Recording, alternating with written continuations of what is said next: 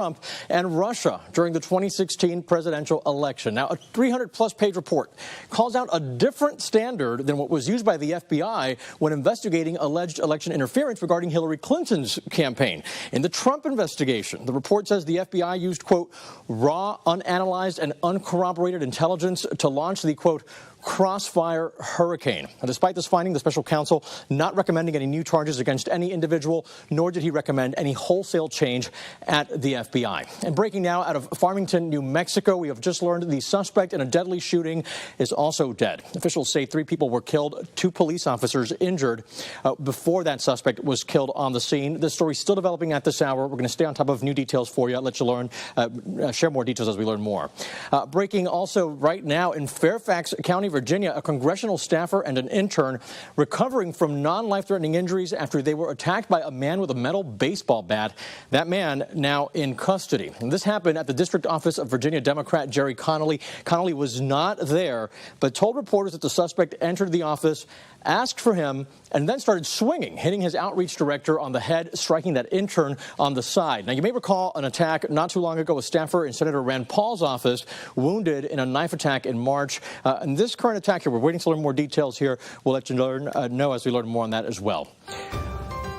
Right now, the countdown is on for a crucial meeting at the White House tomorrow as the country faces what would be a historic default on its debt. President Biden set to meet with congressional leaders to discuss raising the debt ceiling ahead of June 1st. That's when the Treasury Secretary says that the U.S. could go into default. But House Speaker Kevin McCarthy doesn't appear to be optimistic about actually reaching an agreement tomorrow.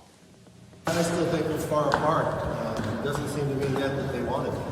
It just seems that they want to look like they're in a meeting, but they're not. They're not talking anything serious. A different outlook on the negotiations than what was expressed by President Biden yesterday, speaking to reporters on a bike ride in Delaware. I remain optimistic because I'm a congenital optimist. But I really think there's a desire on their part as well as ours to reach agreement. I think we'll be able to do it. Now, Treasury Secretary Janet Yellen, she's set to meet with senior bank officials this week to discuss the debt ceiling. Specifically, Yellen told Bloomberg that the meeting is to prepare for the possibility of the U.S. defaulting on its debt. That's something that has not happened since the year 1789, a long time ago. U.S. Border Patrol Chief Raul Ortiz confirming today that over the last 3 days, CBP apprehended 14,752 migrants and at least 4,316 got away, arrested 5 known sex offenders and at least 1 known felon. Some new numbers for you there today. Now, new details here on the border crisis as we emerge from this first weekend without Title 42 in place. That surge that many feared and many warned about never materialized. Still, migration numbers are relatively high. Homeland Security Secretary Alejandro Mayorkas says it is too early to call the transition away from Title 42 a success, but he is applauding how the administration has handled it and the new Biden border policies as well. There is a lawful, safe, and orderly way to arrive in the United States that is through the pathways that President Biden has expanded in an unprecedented way. And then there's a consequence if one does not use those lawful pathways. Republicans haven't seen eye to eye with the administration on the border, among many other issues, of course. And despite the real number of migrants attempting to cross being about half the 10,000 per day that some warned about, Congressman Chip Roy from Texas today echoed previous calls by Republicans for impeachments. The fact that you're at 5,000 or 6,000 a day. Remember, Jay Johnson said 1,000 a week was a crisis. They're ignoring it. They don't care. These are impeachable offenses by the Secretary of Homeland Security and by the President of the United States. And the House Judiciary Committee should impeach Mayorkas, and we should move immediately to do it. Well, even with a drop in border crossings, many asylum seekers waiting for court dates or to make arrangements with their sponsors here in the United States are sleeping inside shelters, including former schools and hotels. Some of them are out on the streets. The National Desk's Christine Frizzell reports. Border Patrol agents say they're not letting their guard down, but appear relieved the number of migrants actually dropped after the expiration of Title 42, relief shared by the White House. How do you think things are going at the border, sir? Much better than much better than you all expected. Top officials point to the implementation of new policies, including the requirement that migrants prove they were first denied asylum in a country they passed through on the way to the United States. The expansion of the number of available appointments for those using the CBP One app, and adding a 5-year ban to those who cross illegally. Over the past 2 days, the United States Border Patrol has experienced a 50% drop in the number of encounters versus what we were experiencing earlier in the week. But there's also significant overcrowding at processing centers like this one in El Paso. Everyone is saying it's not that bad. This is what not that bad looks like.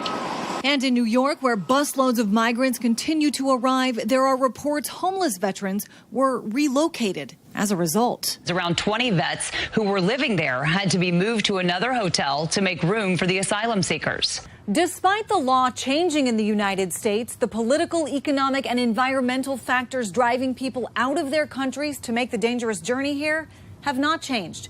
One reason why President Biden is facing criticism from some fellow Democrats for backtracking on a promise to make it easier for those seeking asylum. What our families and our country need is to have an updated, orderly process for people to come to America, to stay, to work here, to be with their families. The American Civil Liberties Union filed a lawsuit against the new policies, calling them cruel and illegal, as border officials navigate new policies contributing to what is, for now, a new normal. I'm Christine Frizzell reporting for the National Desk, America's News Now.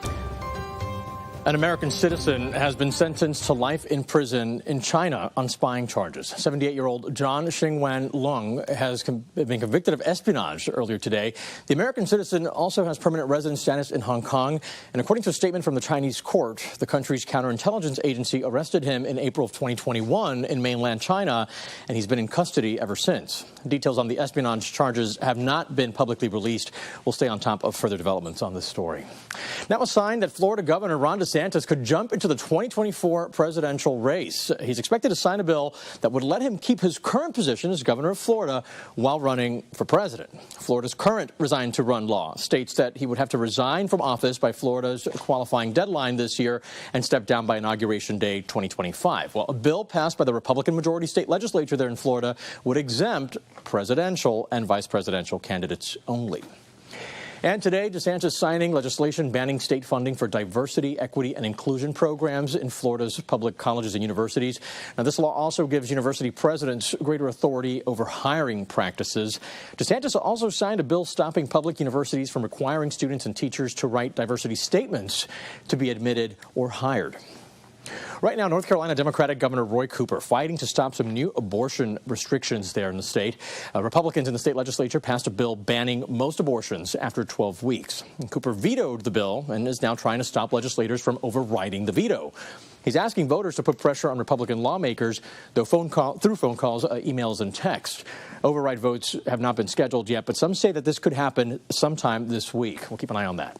President Biden and the First Lady were in Philadelphia today. They were there attending the University of Pennsylvania commencement ceremony where their granddaughter, Maisie Biden, received her degree there. Maisie is Hunter Biden's daughter. The Bidens attended as guests and did not deliver any remarks. But the president did make waves from his commencement speech this weekend at Howard University in Washington, D.C. The National Desk, Scott Thuman, has that story. The most dangerous terrorist threat to our homeland is white supremacy. And I'm not saying this because I'm at a black HBCU. I say it wherever I go. President Biden at historically black Howard University over the weekend calling out hatred and white supremacy, especially surrounding the Buffalo supermarket attack anniversary or more recent Texas mall shooting. Though some students with signs of complaint that the government, including the president, isn't doing enough to counter that violence. Biden has long used evocative historical references in key political moments. They're going to put you all back in chains. Jim Crow 2.0 is about two insidious things: voter suppression and election subversion. But some also wonder if Biden's latest remarks are designed to help shore up support among a group that's losing interest. I know that the ideal person that I would like to be in office is not going to be in office, so I'm just going to have to pick the lesser evil. 55% don't want him to run. 40% are undecided. And so what does he do? He plays the race card. It shows you that the president and the Democratic Party, they're losing their most significant and loyal base. Government figures show domestic terrorism is on the rise, with 231 incidents over the most recent decade of analysis, about 1/3 ethnic or race-related, though it's unclear how many are at the hands of white supremacist groups. Homeland Security countering that by funding educational resources and videos to help identify threats and signs of radicalization. When one community is targeted, we as a country are targeted. Some Republicans, though, concerned these efforts could be used to paint all conservatives with too broad a brush and then be used against them in the heat of the 2024 campaign. Eugene? Now, how big of a concern, Scott, is this issue of white supremacy and racism for voters? Is this real? It is real, Eugene, very much so, and that's certain. Almost nothing, though, keep in mind, will ever replace the economy, at least right now, as the top voter priority, but that can always change. And when you talk about how it relates to other issues, preserving democracy and crime are top 10 responses in voters' minds, and many believe that they share very similar points. Sure, good point there. Scott Thuman in Washington. Thank you, sir. Today marked day 4 of a historic heat wave for parts of the Pacific Northwest. Nearly 11 million people under heat advisories in the region there right now. Temperatures in the 80s and 90s. And parts of Seattle have already broken records. And listen to this. Quileute hit 90 degrees over the weekend. That broke the 1975 record by 10 degrees. All right. The earlier than usual wave is expected to continue through the week. Stay hydrated out there. We wanted to take a few moments here to welcome the 5 new cities to the National Desk family. Those of you in Toledo, Gainesville, Florida, Sioux City, Medford, and Omaha, you're now part of the fastest growing newscast in the country. Now, our goal here is to deliver distinctive, impactful journalism every single day. So we hope you enjoy, and we invite you to connect on all of the National Desk platforms. Welcome. Coming up, we'll share staggering new data revealing a certain elevated health risk for some veterans and what's causing that as well. And there's been a big change in how long Americans are holding onto their cars. We're going to share some new numbers and the major factor driving that trend. And finally, multiple catastrophic train derailments in the U.S., putting a spotlight on railway safety. Our team's going to investigate the balancing act of safety and efficiency. We're back in just 90 seconds.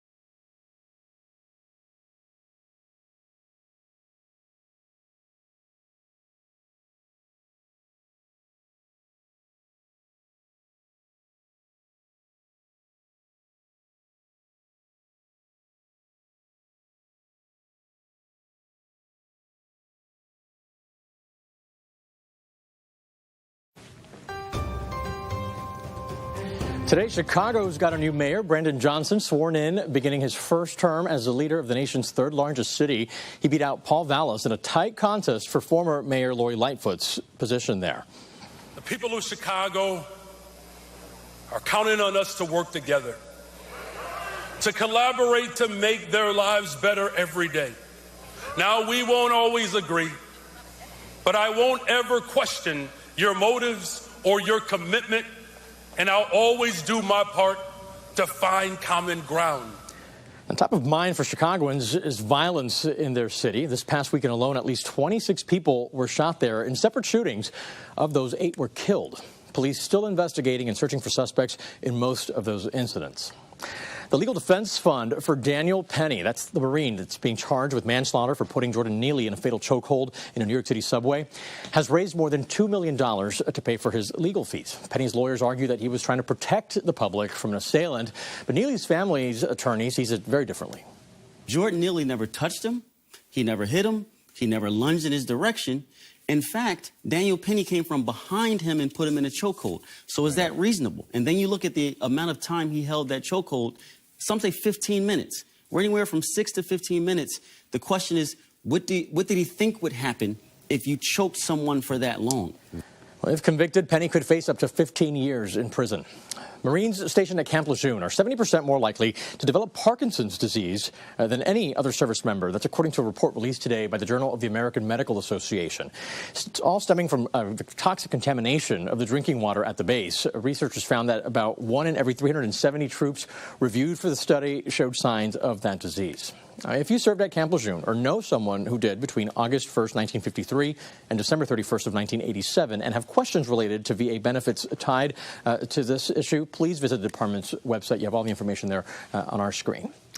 New data reveals that Americans are holding onto their cars longer than ever before. According to S&P Global Mobility this year, the average age of a passenger vehicle on the road hit a record 12 and a half years. People aren't trading up as often. Sedans are even older, on average of about 13 and a half years. The pandemic causing new car prices to jump by 24% and used cars by 40%. That was the increase there. Experts say drivers would rather pay more in repairs than a monthly loan rate between 7 and 11% right now.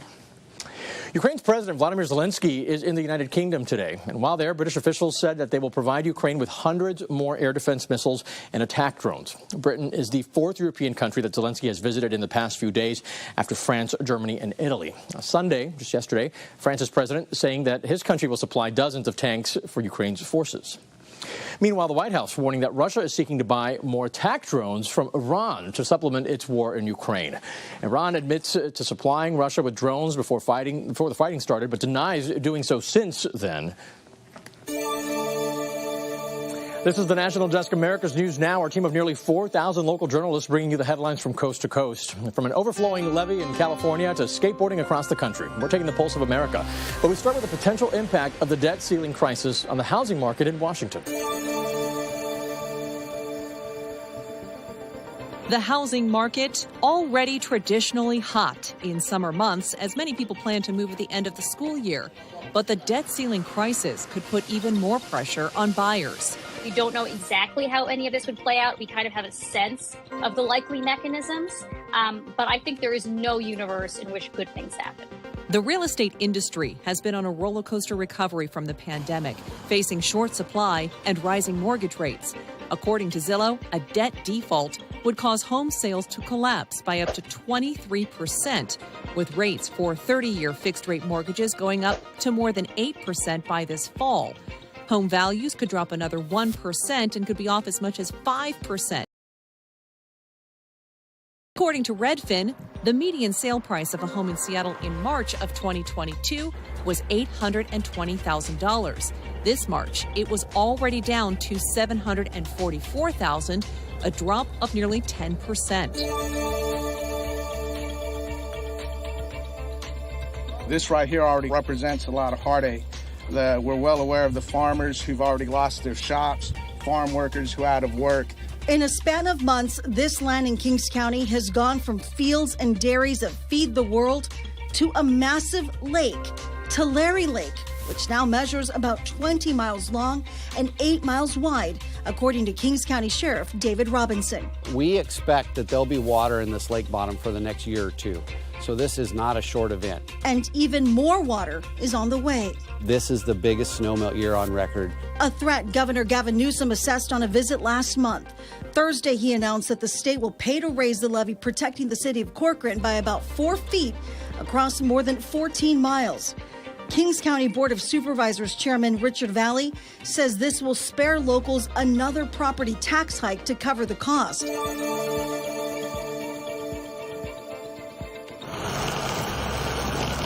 It began as an idea for Chad Caruso, skating across the United States. Well, it started with me and my cousin. We just joked about skating across Italy, which is like much thinner, like 2 days or something like that. But now he's more than 50 days into his skater burly of a journey, which started in Venice Beach, California, with the end goal of Virginia Beach. The map says it's 3,024 miles. But with all the wrong turns I've made, it's definitely longer than that. Chad is also documenting the whole trip with a daily vlog. You know, it's a long day. I'm like skating 50 plus miles every single day. And then at night, editing and uploading all the footage that I filmed all day.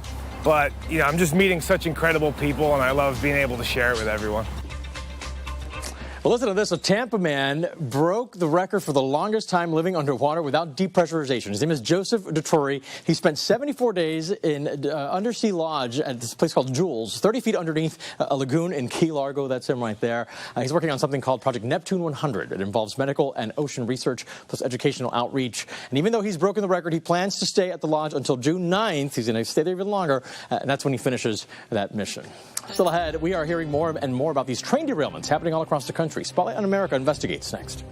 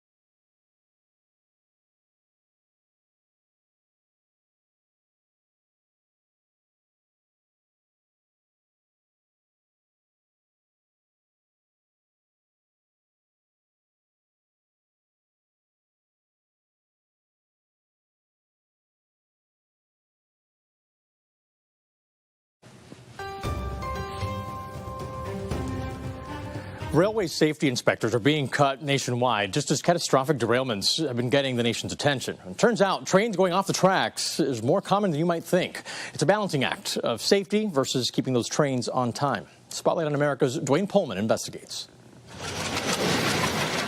In America, trains carry billions of tons of freight each year. And as the derailment in East Palestine, Ohio clearly showed, some of that freight is toxic. The most dangerous things you can think about are being transported.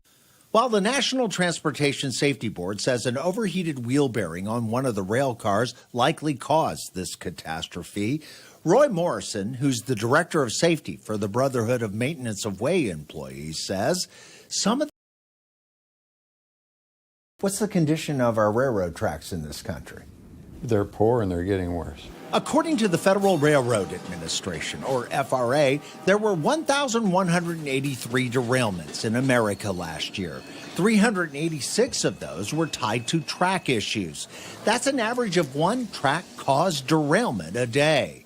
But the Association of American Railroads, or AAR, which represents the nation's railroad companies, is quick to point out the rate of track-caused derailments is at an all-time low, down 55% since 2000.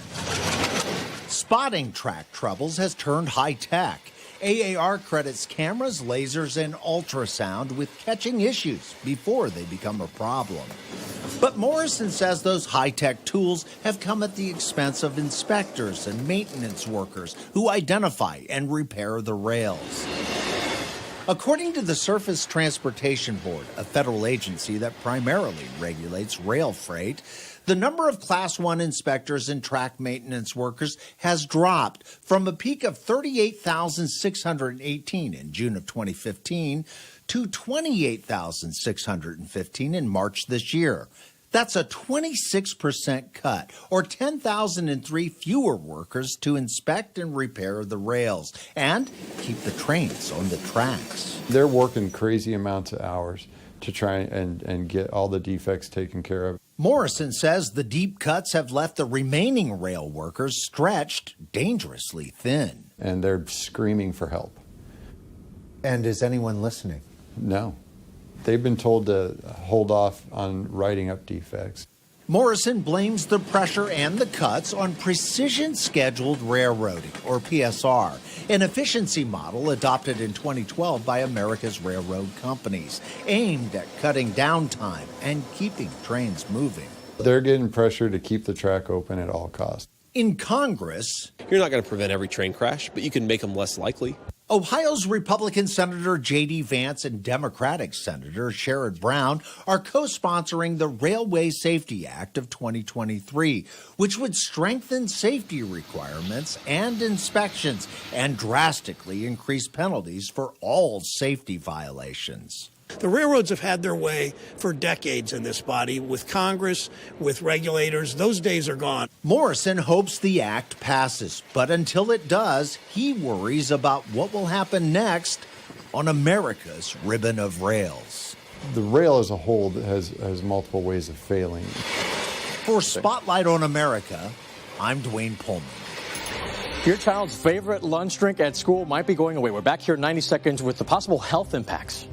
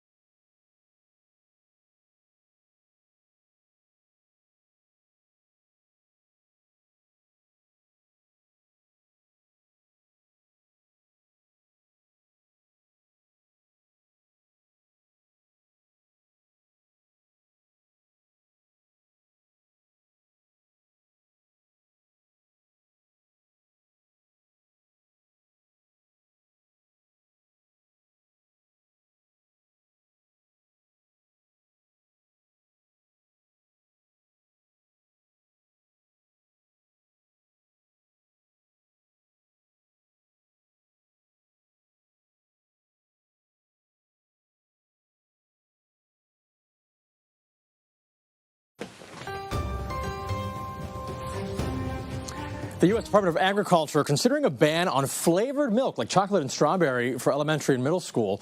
It would be part of a new set of standards for school meals aimed at limiting the amount of sugar and salt in meals to reduce childhood obesity. But some schools and the dairy industry argue that milk has nutritional value, and without the flavors, kids won't drink it.